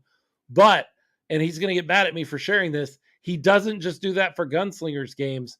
He has bought in enough to this league and this team that he wants to present the game in the best best way he can. That he does that for other games as well. Jacksonville, Fayetteville, he and I talked throughout that game yesterday on the phone as he kept book for that game as well, so that he knows and has an understanding of what's going on in this league, not just with this team. That's important. That's a big deal to me That's as a guy who dedication. could, yeah. He's not getting paid extra to keep book for Jacksonville, Fayetteville. No. But he is doing that because he wants to present the game the best he can when it comes his time on May 28th, when we're back in the Freeman. And I swear he's going to comment here in just a second because he's going to be mad at me for sharing that information. But that's who you've got calling the games, and that is my point around this whole franchise. You've got people doing extra, going above and beyond. And that means special things are going to happen this season. We're already seeing it happen. I love it. At Yeah, 3-0. it's a special feeling around the team right now, for sure. Very It positive, is. high energy. High energy. Yeah. I love it. Yeah, I think everybody feels that. People in the stands, people around the organization, in the organization, the players, Cheerleaders. coaches, yeah, the cheerleaders. Everybody kind of senses that this season, this season could be very special. We've joked about hardware before and rings and everything, but it's not just talk. It's a real possibility. It's a real goal for this organization this year. So hang on tight, guys, because it's going to be a ride. This is so important. Alex McSwain says now we just got Yes. to pack the Freeman on May 28th. That's correct. And to Yes. that end, here's what we as a show, thanks to the generosity of the Gunslingers, are able to do to that end. We have a family 4-pack of tickets that we will make available to anyone for that May 28th game that can convince 4 people in your office, of your family, of your friends, 4 people to just try out a Gunslinger game. I don't want them to be Gunslingers fans that have come to games before. I want 4 brand new people. I got a 4-pack of tickets that I will give you to just introduce people to the San Antonio Gunslingers. That comes from the team directly. They handed those off to us and said, hey, bless somebody and get them in the game. And our decision was we want somebody that's never been before to come try this thing out, because we hold, Leo, what do you say all the time? Do it once. I guarantee you'll do Yes, it again. I you'll do it guarantee you'll come again. back Yep. again. Mhm. And that's what we want to make that available. So message the show as usual. If you've got somebody that can use that 4-pack of tickets, it's 4 tickets. It's 4 tickets to any game, but we're going to make this the Fayetteville ticket package. May Or not Fayetteville. Is that Fayetteville that comes in? I don't know who it is. It's the May 28th. I think so. I think you're right. That sounds right. That's the next game. Yeah. Somebody fact check me. And a on the thank you fly to here. the whole Gunslinger. They make us all feel like VIPs. And so thank you again for the shirts, for the seats, for everything, for being so supportive. I want to shout out to April when she had that game. Jacksonville. She Sorry, it didn't. is Jacksonville. Oh, Jacksonville. Oh, okay. Okay. She didn't have to do Dude, that, but that's go ahead. go ahead. I was going to just say a shout out to April for selling 14 of the medals for the Brahma Mama. She did not have to do that at the Gunslinger game, and she did for the Brahma Mama. So thank you, April. Yeah, so that is Jacksonville coming into the Freeman Coliseum. It is also Military Appreciation Night. 2 new and improved military-themed fan jerseys will be available that night. That's coming directly from the front office there from Jordan Stubing. And Jacksonville's another one of those opponents that we have to beat. We have to stay on top of. That 2-game lead can go away real quick if they get one back on us there. Alex McSwain said, will Jim from Inside the Walls be there on the 28th? He's a huge Jacksonville Shark fan. He will be watching, I'm sure, but I don't know if he'll make the trip down to San Antonio. If he does, I'd love to see him. Yeah, come on down. I'd love to rub elbows with him, although I don't think I can be at that game. My daughter graduates from high school that same weekend, so we're gonna be doing high school graduation stuff. Write the school a letter and ask them to move the graduation to another day. The Gunslingers are playing that weekend. Can we do it another weekend, please? That would be great. We've always said family first. Family first. So. For sure. So let's talk a little bit about. We do have a bye week this week, which is interesting. We're gonna have very little to talk about next week on the show. We're still gonna have a show because there's liable to be something to talk about. Oh yeah. But we don't have Brahmas football to talk about. That season is over. And we're in a bye week for the Gunslingers. So there's that too. But let's talk a little bit about Fayetteville coming up here in 2 weeks. Fayetteville is a team that is kind of completely reliant on their quarterback right now. And what that, unfortunately, Rakeem Cato went out of that game with a lower leg injury, and I'm not sure what the severity of that was. Now, Coach can say and should say, we want him to be 100%. We want them to have their guys. I will tell you right now, if they come into this game without Rakeem Cato, I like our chances. Okay. I like our chances because they are kind of dependent on him. And look, if he's in the game, he was, Ralph, if you're still checking in, give me an exact stat, but he was something like 22 of 24 before he went out of that game. Wow, that's impressive. He went about 3 quarters before he threw an incomplete pass. Like, he had an incredible game, and he had an incredible game in their first game of the season. Rakeem Cato, I didn't like him last year when he was in Orlando. I'm beginning to think maybe that was Orlando, not Rakeem Cato. And so if he ends up being the quarterback at Fayetteville, it is a completely different team based on his availability. What do you think, Leo? Would you rather see him be well and face a team that is pretty good, or would you be okay if he needs to get well for another week and we don't have to see him? I mean, as a fan, I prefer to, I'm okay with him, taking an extra week if he's injured and getting a little time off. But, that can be dangerous as well because it's next man up. And sometimes that next man up can be really dangerous because he knows that this is his chance to prove himself and show his worth. So, be careful what you ask for. But certainly when you have a talent like that and someone that's been playing really strong in the first couple of games, if they're not available, it as a fan, you look at that and you say, okay, well, we might catch a break here, but you never really know. And coach absolutely has the right attitude, as I'm sure the players do. They want to play the best team on the field that they can play because they don't want any excuses. They don't want any excuses on their win, anything to put an asterisk next to their win or anything for the other team to use as motivation when you have to play them again later on down the line. Yeah, for sure. There is a big part of me that goes, man, if he weren't able to play, that would be good for us. Like there's a part of me that feels that way. Yeah. But let's be really honest. Like I'm kind of where Leo's at of I don't want him to have any excuse. I want the Gunslingers to win the game or lose the game, whatever the case may be. I want them to win. But win or lose, I want to be able to look across the field and say that was their best shot. They gave us their best shot, and we either won the game or lost the game, but we know what we're up against.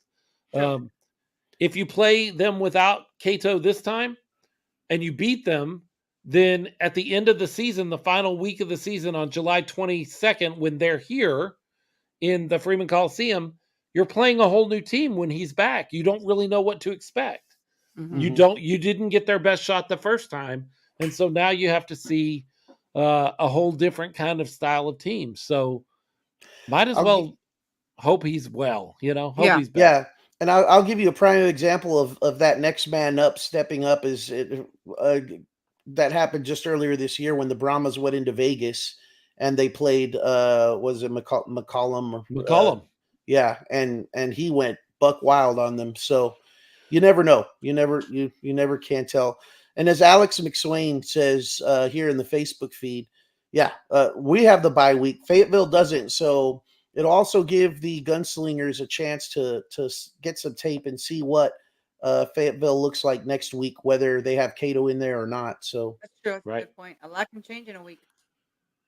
Kevin Lewis says we need to face him now so we know what adjustments we need to make. It's all about preparing for the playoffs. Man, I love that we're already talking about playoffs. Each and every week is a stepping stone to that. Yep. Yeah. And I love the attitude that Coach brings of 1-0. Like he's not thinking about 3-0 anymore. He's not thinking about playoffs at the end of the week. He's thinking about Fayetteville right now. And for the next 10 days or so, his focus is going to be being 1-0 at Fayetteville. And he's going to pass that on to the team. All of that's happened already means nothing. What may happen in the future is not here yet. It's all about right now. We need to be 1-0 in this game. And I love that kind of attitude. I'm a big fan of that kind of attitude. You can only control what's right in front of you. Right. Yeah, you control what you can control, and that is right now. We don't know if Rakeem Cato will play. We don't know if they'll go pick up. Hey, you know what? What if Rakeem Cato is out and he's not feeling well and he can't go for a few weeks? And so they go out and find a quarterback that is also really, really good. What if they entice us with just enough that we trade the rights to, I know he's signed in the IFL right now, but we trade them Bain's rights because it's not worth anything anymore. And Bain decides to come back and play for Fayetteville. And now you're looking at Jonathan Bain. Like, we don't know what could happen 2 weeks from now. 2 weeks from now. So let's just concentrate on being 1-0 in that game and whatever they throw at us, we need to win. We sure do. We need to win, make it 4-0. What did you think of the watch party, Philip? I loved it. I'm going to tell you right now, I had not eaten. I ate a little something at the game up there in the press box because they always have a little bit of food or whatever, snacky kind of stuff. And so I ate in the press box, but I was already getting hungry when I got there. And I pull up the menu on my phone. And I'm like, what sounds good? What do I want to eat? So let's see. Well, I've never eaten an Alamo beer before. And so I'm looking through, and they have a brisket grilled cheese sandwich. And that's all I needed to read. I was like, okay, that's what I'm eating tonight. I read nothing else on the rest of that menu. There could have been, the most amazing filet mignon down that menu for $4. I wouldn't have known because I read that and I was like, oh, that's what I'm eating today. I'm eating a brisket grilled cheese sandwich, and it was incredible. They had the TV synced up at the watch party, which was the first time I've dealt with that. Usually we're on kind of some different syncs around. That is true. That's true. Around the spot. The whole inside was open for us. We had the audio going in there. All of the TVs on the inside, except one, were on the game. No matter where you were sitting or what you were doing, you were able to concentrate on the game. And I floated around. I spent some time with Kim and Greg Nelson. I sat with Ralph for a few minutes as he kept book. I came over and sat with you guys and James Stubing, the Grand Poobah. I don't know what we call him. The general manager, the guy that does everything around the team right now. I like Sat and Grand talked with him Poobah. for a few minutes. I Grand do. Poobah. And just great. We had some TVs outside that were playing. They had some live music outside. I don't know if you guys got a chance to hear that guy at all. But I when did. I A went little bit. to the bathroom at one point and he's playing an acoustic guitar, just him and an acoustic guitar, and he is singing Beat It. And I have never heard that version of Beat It before. An acoustic, a country western acoustic guitar, and one voice, one white guy singing Beat It was a very interesting experience. I don't know that I want to hear it again, but it was different. I tip them $5 for being out there. Yeah, I Romo, thought go ahead. I passed out there, and I don't remember what song they were playing. It wasn't just him; that was the band as a whole. But I remember thinking, "Oh, that's a song I haven't heard in a long, long time," and they did really well with it. But on the subject of on the menu and trying different things, they also had a mango beer. RC mentioned the sangria, and Loli's had the sangria, and I got a little taste of it, and it was good. But their mango beer was actually really good, and it was pretty potent too. I think it was like a 7%. So I was kind of feeling, I was kind of feeling that. But yeah, that was some good stuff. So no, I think it was a great watch party. It's a great place to have watch parties. I'm excited for the opportunities I get. What I loved about this particular situation and Saturday was the way it was all. It almost was. It felt like it was set up for us because we went to the Brahmas game. We got out of the Brahmas game. You know, we were heartbroken, but it is what it is. But we got out of the Brahmas game. We got in our vehicles. We drive over to Alamo Beer.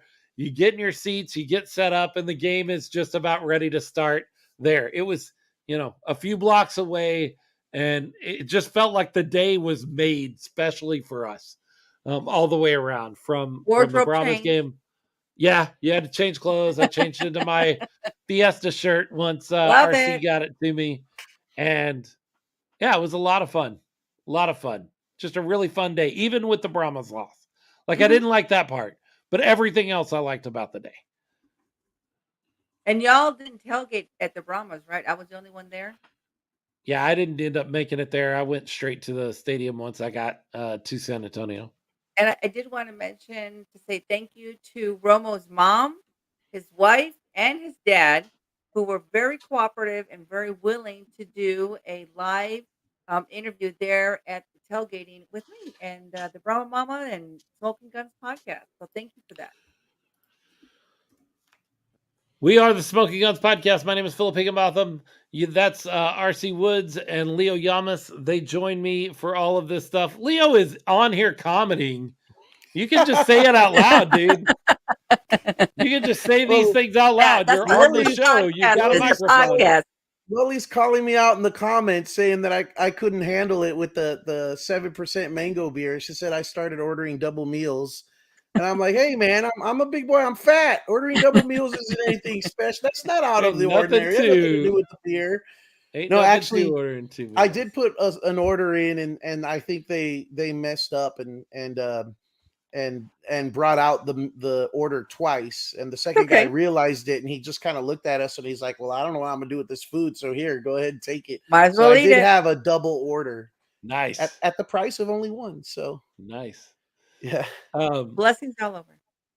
You can connect with us all over the place on the show. We are on all social media. We're on Instagram. We're on Twitter. And we are on Facebook. You go to @Smokin, no G, Guns with a Z, POD, Smokin Gunz Pod. And you can find the show and follow us on social media. If you want to email the show, you can do that as well.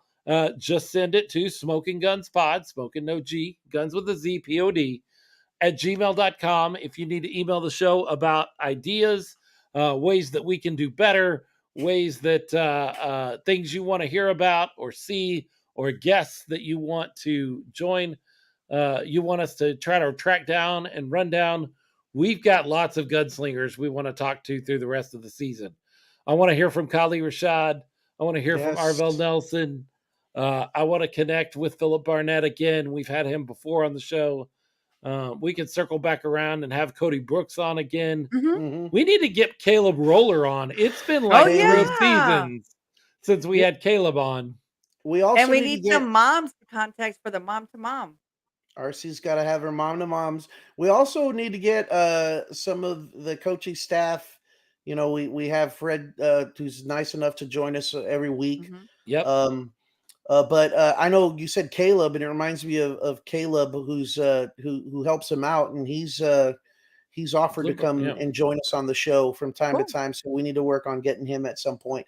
And just as many, we love all of our gunslinger players. We definitely want to have you guys join us and talk about your experience and kind of connect with the fans through the show.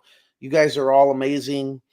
And, you know, gosh darn it, you know, I say Kali Rashad is my favorite football player on the planet. I've said it multiple times, and I love all my gunslinger players. You know, I'm not, you know, I'm not trying to throw all the love to number 5, but dang it, if he just doesn't every week remind me of why he's so special, you know, such a special player, and we're just so happy to have guys like that in our gunslingers. Did y'all hear how nonchalant Coach Fred Shaw was about a dislocated pinky? Oh yeah, he had a little dislocated pinky, but they popped it back in. He was fine. No, no, that's not how that works. Not to the normal human being. But Kali Rashad is not a normal human being, and no, hey, he's not. I think you saw a team already this season in Albany that was afraid to kick to Kali Rashad. They kicked along the ground, and at one point, that kick along the ground skipped out over the wall and awarded us a point because it did not contact anything and went out of bounds. I think that is already a team this year who has been afraid to kick to Kali Rashad. And there's going to be more of that. Like, we're going to see more of that. Yes, for sure. Can't wait. Follow us on social media. Get with us on social media. Talk to all of us. We are all on Facebook. Some of us are on Twitter. You can find us at several different spots, but through the show, you can always reach any one of the 3 of us. If you just message us on Facebook, all 3 of us see it, and one of us will respond. You have to guess who's responding. See, that's true. Alex McSwain has a great idea. He says, bring April on. Reached out to see if they're doing something for the away game at West Texas, some sort of ticket or travel deal. She could come on and promote that. That's a great idea, Alex. That is to her. A travel deal of some sort or a ticket deal for those that want to go out. Look, West Texas is not a close venue. It's still a 5-hour drive, but some people want to do that.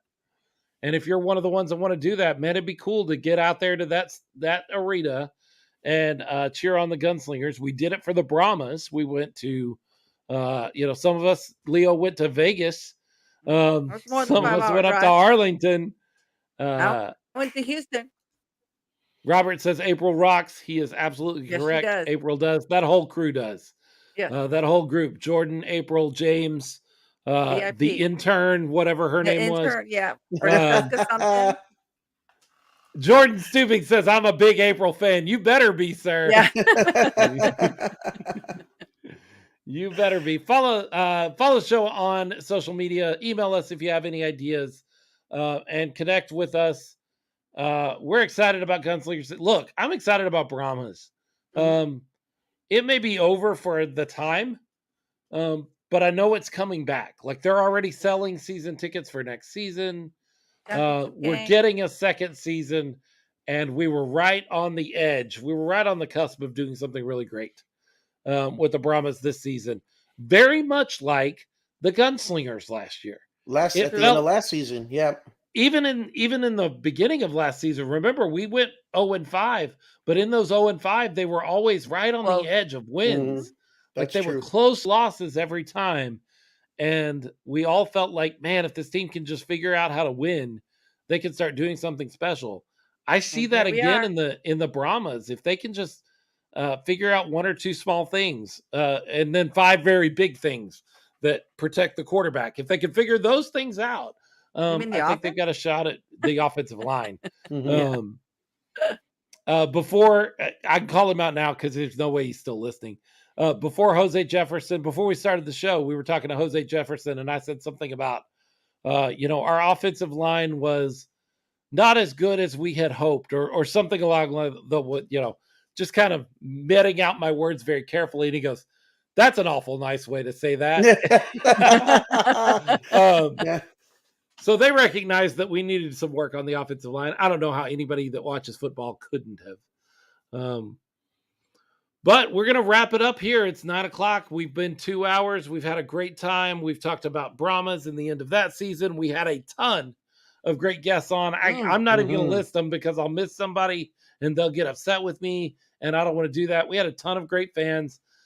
Please do us a favor and share this show out. Whether you are listening on your podcast device, share that out. If you're watching us live or on delay, please share this out so that everybody gets a chance to be a part of this community around the Brahmas and the Gunslingers. When it comes to football, in the 100-yard field or the 50-yard fight, whether it's in the stadium in Orlando or Seattle, or in the arena in Jacksonville or Orlando again, or Fayetteville, North Carolina, when it comes to football, professional football, San Antonio and the 210 has got something to say.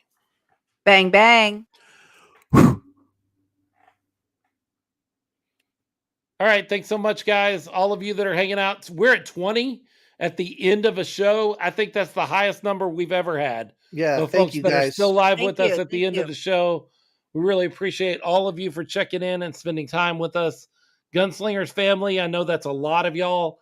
Thank you so much for everything you do for us as a show and the way you make this easy. Brahmas family, John, Jose, if you guys are watching, we really appreciate the same thing, the way you have made this a little easier down here near the end of the season to talk about Brahmas football. We love all you guys, every one of you 19 that are still left with us. We really appreciate everything you do. Please share the show out. Help us get the word out there and grow the show. The more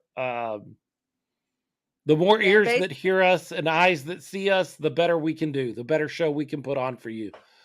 Because we're able to go to these teams and organizations and leagues and say, hey, this is the kind of eyeballs we're getting. Help us make this show great. We're relevant. It just helps us make it even better. Thank you so much for all of you guys. We're going to end it here. Really appreciate you. Love all of you. Thanks so much. Thank you, guys. See you next week.